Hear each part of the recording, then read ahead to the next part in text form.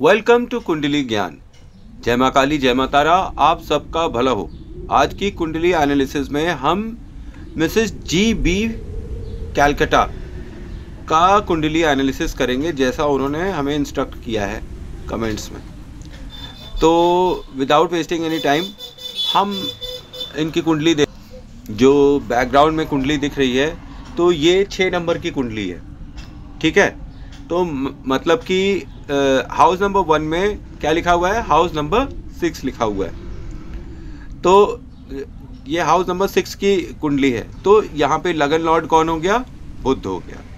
ठीक है, तो हाउस नंबर 6 का जो लगन लॉर्ड है वो बुध हो गया। अब यहाँ पर हमें ये देखना है कि बुध यहाँ पर कैसे कैसे इफेक्ट दे रहा है। तो पहले हमें एनर्जीज को एनालाइज कर लेना चाहिए कि हाउस नंबर 1 में किसकी एनर्जी है। हाउस नंबर 1 में जैसे मैं बोलता हूँ सूर्य और मंगल की एनर्जी है, और यहाँ पे हाउस नंबर 6 आया है जिसके अंदर बुध और केतु की एनर्जी है। ठीक है, तो ये आपको बहुत ही कॉम्पिटिटिव बना देता है और आपके अंदर इमेंस सेक्सुअल पावर दे देता है। और ये आपके कंपैरिजन में आपके जो लाइफ पार्टनर होता है उसके मुकाबले में आपके अंदर जो है ये आपको एम्बिशियस बना देता है। लाइफ में आपको यहाँ पे ये एम्बिशन दे देता है, और यहाँ पे आपको ट्रैवल करने का बहुत शौक होता है, क्योंकि यहाँ पर केतु की प्रेजेंस होती है ना, तो घूमना फिरना यहाँ पे लोगों को पसंद होता है। घूमने फिरने से इनकी सेहत सही रहती है। अगर ये गलती से भी एक जगह स्टक हो जाएं, रुक जाएं, तो फिर ये बहुत मुसीबत में हो जाते हैं, काफ़ी इनका कॉन्फिडेंस लेवल डाउन हो जाता है। तो इनके लिए ये इंस्ट्रक्शन है कि हमेशा जॉगिंग करते रहें, कुछ ना कुछ किसी न किसी चीज़ में अपने आप को उलझाए रहें अपनी पूरी लाइफ टाइम के लिए। ये मैं बोल रहा हूँ because of the presence of the power of Ketu in 6th house. ठीक है, और यहाँ पर आपको कई हिडन डिजीजेज हो सकती हैं जो कि डॉक्टर्स डिटेक्ट ना कर पाएँ। ठीक है, और यहाँ पे आपको सेटबैक देता है किसमें, जिन घरों में आपके सूर्य बैठे होंगे और मंगल, क्योंकि यहाँ पर जो केतु की एनर्जी है ना 6th हाउस में, ये सूर्य को भी खराब करती है, सूर्य की भी पावर को खराब करती है और मंगल के भी पावर को यहाँ पर खराब कर देती है। तो जो रिजल्ट आएंगे सूर्य और मंगल में होने वाले घरों के, तो वो थोड़े खराब आ सकते हैं। और यहाँ पे ये हॉरोस्कोप जरा चेक करिए तो देखिएगा, यहाँ पर चौथे घर में जो हाउस नंबर 4 है, यहाँ पर सूर्य लिखा हुआ है और राहु, मतलब सूर्य राहु की यहाँ पर युति हो रही है हाउस नंबर 4 में। तो यहाँ हाउस नंबर 4 तो पहले ही पीड़ित अवस्था में हो गया, क्योंकि यहाँ पे ग्रहण योग लग रहा है। ठीक है, 4th हाउस में। अब हाउस नंबर 5 में देखिए तो यहाँ पर 12वां घर लिखा हुआ है और गुरु के साथ लिखा हुआ है। ठीक है, तो मतलब क्या कि ये जो हाउस नंबर 5 है सूर्य का घर, ये 12वें घर में है। House number 5 in house number 12 with गुरु है।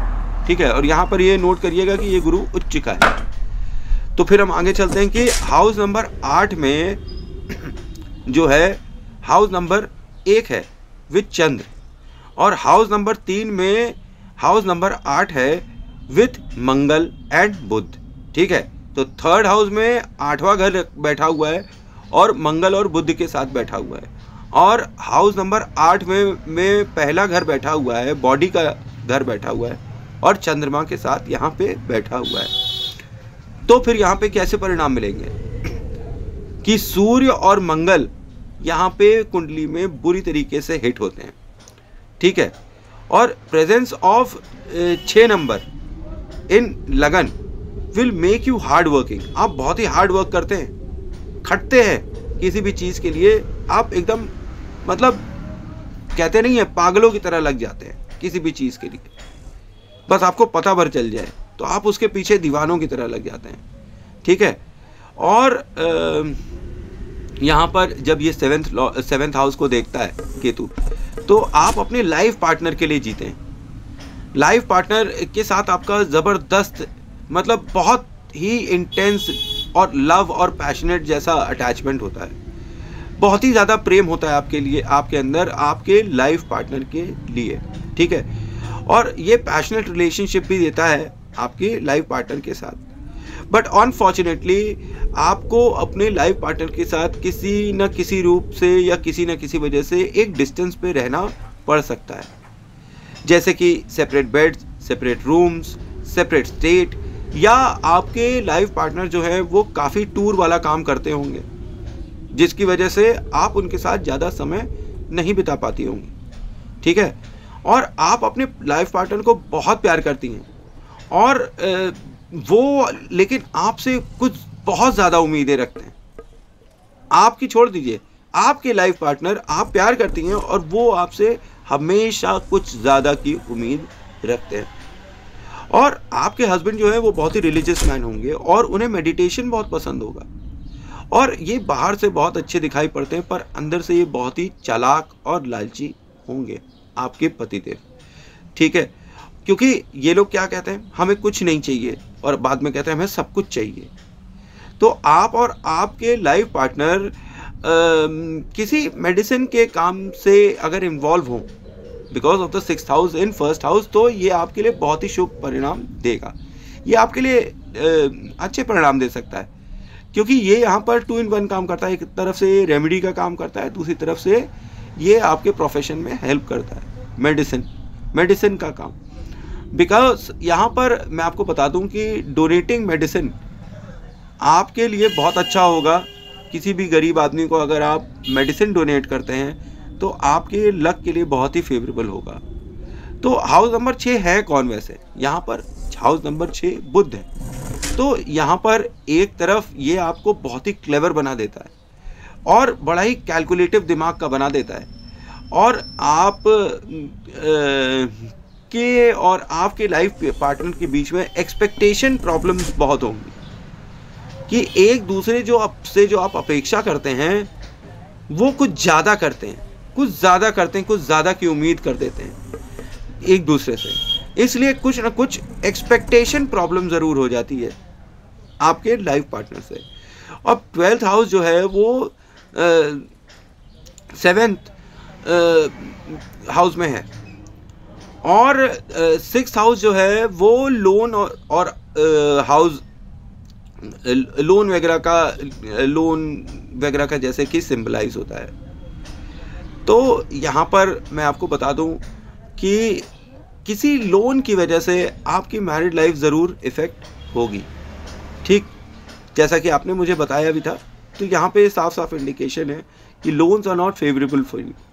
लोन आपके लिए फेवरेबल नहीं है। अगर आपके नाम से लोन लिया गया तो ये फेवरेबल नहीं होगा, बिल्कुल भी नहीं होगा।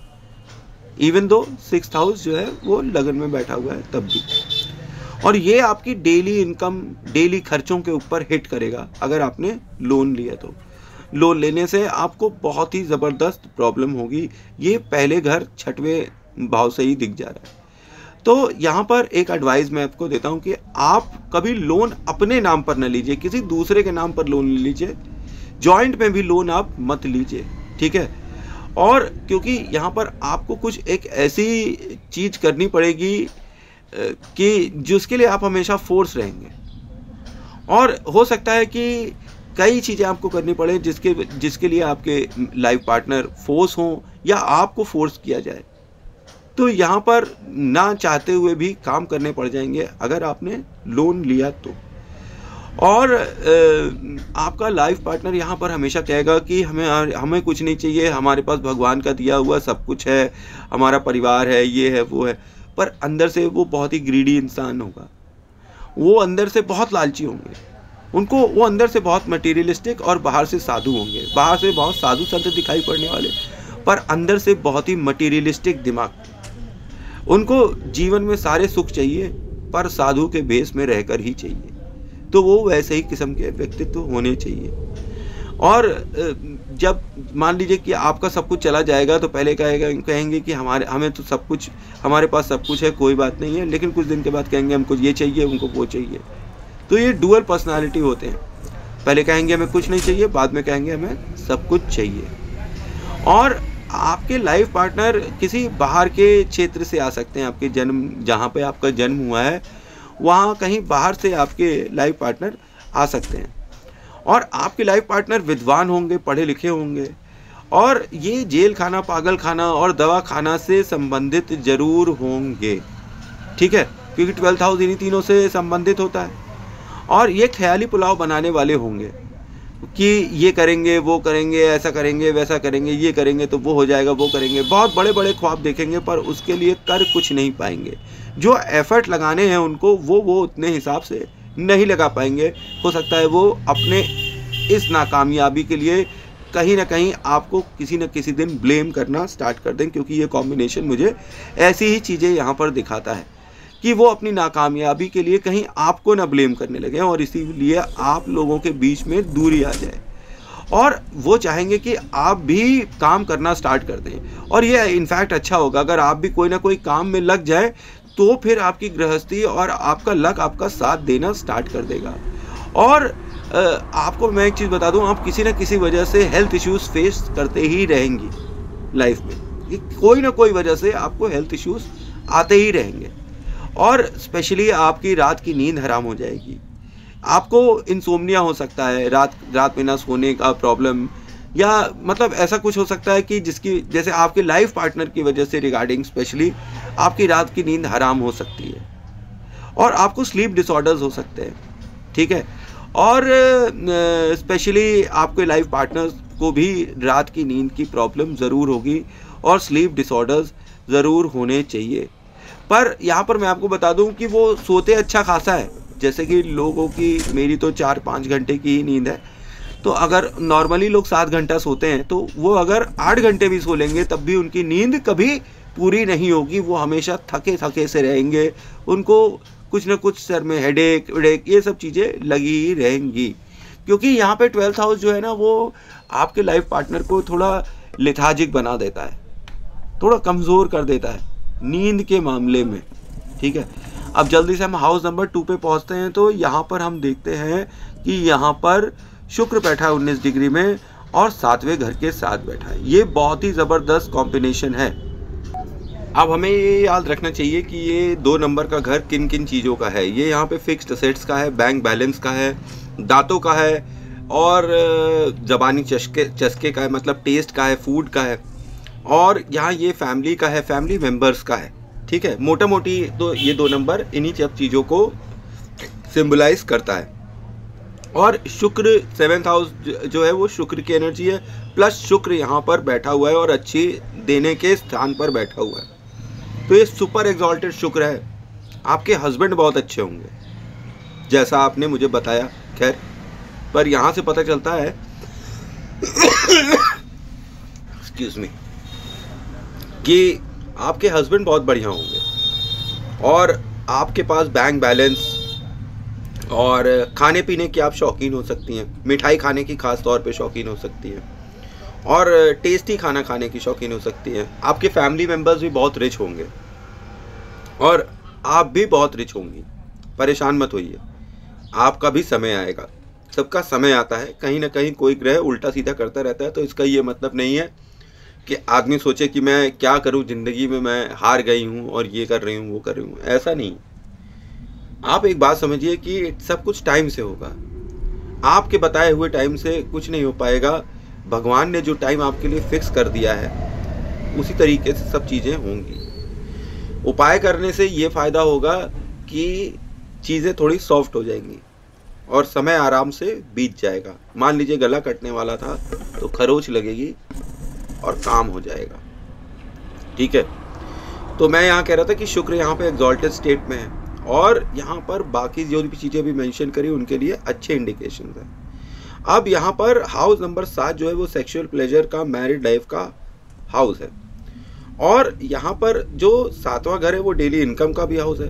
तो एक तरफ तो ये यहाँ से अच्छे इनकम दिखाता है, दूसरी तरफ ये रेंटल इनकम की तरफ इशारा करता है या ये बता सकता है कि आप किसी एक ऐसे घर में रहती हैं जहाँ पर आप किराया दे रही हो, ठीक है। पर ये एक बड़ी अजीब सी बात है कि आपकी कुंडली देखने पर कि मुझे ऐसा प्रतीत होता है कि जब तक आप किराए के मकान में रहेंगी तब तक आप प्रोग्रेस करती रहेंगी अपनी लाइफ में, ठीक है। ये एक अजीब सी बात है। आप तो यहाँ पर एक चीज़ और मैं बता दूं कि आपके फैमिली मेम्बर्स जो हैं वो आपके पतिदेव को कंट्रोल करते हैं, ठीक है, या आपके पतिदेव आपके फैमिली को कंट्रोल करते हैं, ठीक। और it's a good possibility that marriage was suggested by some close family member, किसी पास के फैमिली मेम्बर ने ही ये मैरिज सजेस्ट करी होगी, ठीक है। और ये कॉम्बिनेशन आपको बहुत ही सुंदर बनाता है यहाँ पे। और आपकी वॉइस, क्योंकि ये दूसरा नंबर वॉइस का भी है, तो यहाँ पे आपको बड़ी स्वीट वॉइस दे देता है, अच्छी वॉइस दे देता है, ठीक है। और शुक्र और गुरु की एनर्जीज यहाँ पर मिलती हैं, तो यहाँ पर थोड़ा बहुत तो मतलब मैरिड लाइफ में खटपट हल्की सी देता है, लेकिन इतना कोई खास नहीं। यहाँ पे गुरु इतने कोई प्रभावशाली नहीं होंगे क्योंकि शुक्र हावी है। और यहाँ पे आपको कौन सा प्रोफेशन सजेशन हो जाता है? Beauty parlour, beauty products, clothes, land से आप जुड़ सकते हैं, आपको पैसे ज़मीन से बहुत फ़ायदा हो सकता है, ठीक है। फाइनेंस से रिलेटेड फील्ड्स में आप आ सकते हैं। आपको म्यूज़िक भी बहुत पसंद होगा और कोई ना कोई आप म्यूज़िकल इंस्ट्रूमेंट या गाना वाना भी आप गाते होंगे या गाती होंगी, ठीक है। और ये बहुत अच्छा चांस है कि आप शायद गाना वाना भी बहुत अच्छा गाती होंगी, बहुत अच्छे गाने गाती होंगी, ठीक है। अब दूसरी तरफ हम आते हैं हाउस नंबर 3 में। अब जब हाउस नंबर 3 में आते हैं तो यहाँ पर हाउस नंबर 8 जो है वो मंगल और बुध के साथ बैठा हुआ है। अब ये बहुत ही इंटरेस्टिंग कॉम्बिनेशन है, बिकॉज मंगल बद योग बन जाता है, ठीक है, कम्युनिकेशन। लेकिन यहाँ पर मंगल और बुध की एनर्जी जो है वो अपने ही घर में आई है, मंगल और बुध के, तो अब ये यहाँ पर पॉजिटिव इफेक्ट देगी। तो कम्युनिकेशन स्किल्स में आप बहुत ही अच्छी हो सकती हैं और आपका कम्युनिकेशन, आपकी जो कम्युनिकेट करने की जो लहजा है वो बड़ा ही अग्रेसिव होगा। आप अपनी बात मनवाने के लिए बहुत ही अग्रेशन या अग्रेसिवली परस्यू करती होंगी। आप लाइफ में लॉजिक के ऊपर बहुत ही ज़्यादा डिपेंडेंट होंगी, मतलब आप बिना लॉजिक के कोई बात कह ही नहीं सकती हैं। आप कोई भी चीज़ की प्लानिंग करती हैं, उसकी कैलकुलेशन करती हैं और उसके बाद ही अपनी बात रखती हैं।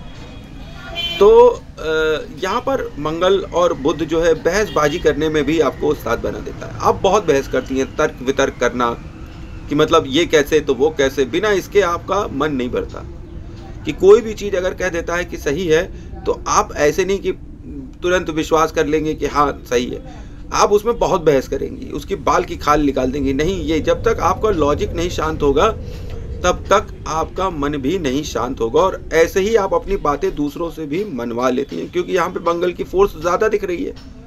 तो आप एक बात समझिए कि आप कई बार ऐसी बातें बोल देती हैं जो कि आपको नहीं बोलना चाहिए, बिना समझे विचारे आप गंदी बात बोल देती हैं, किसी को गाली दे देना, कोस देना, ये सब कर देती हैं। बाद में आप पछताती कह रहे नहीं ये मैंने क्या कह दिया, ये तो गलत बात बोल दी है।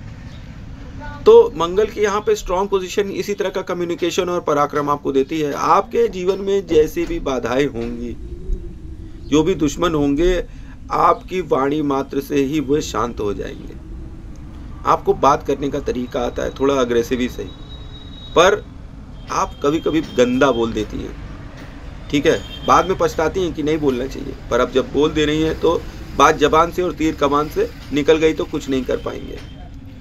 और आप हमेशा अपने संबंधों में हावी रहती हैं, बहुत हावी रहती हैं, क्योंकि यहाँ मंगल आपको अत्यंत पराक्रमी बना देते हैं। अब 8th हाउस की वजह से ये आपको ओवर कॉन्फिडेंस भी दे देते हैं, क्योंकि मंगल बुध यहाँ पे कैलकुलेटिव बुद्धि और बल बुद्धि दोनों दे देते हैं। ये पहले कैलकुलेशन करते हैं, फिर उसके लिए एफर्ट्स भी तुरंत के तुरंत करना स्टार्ट कर देते हैं, ठीक है।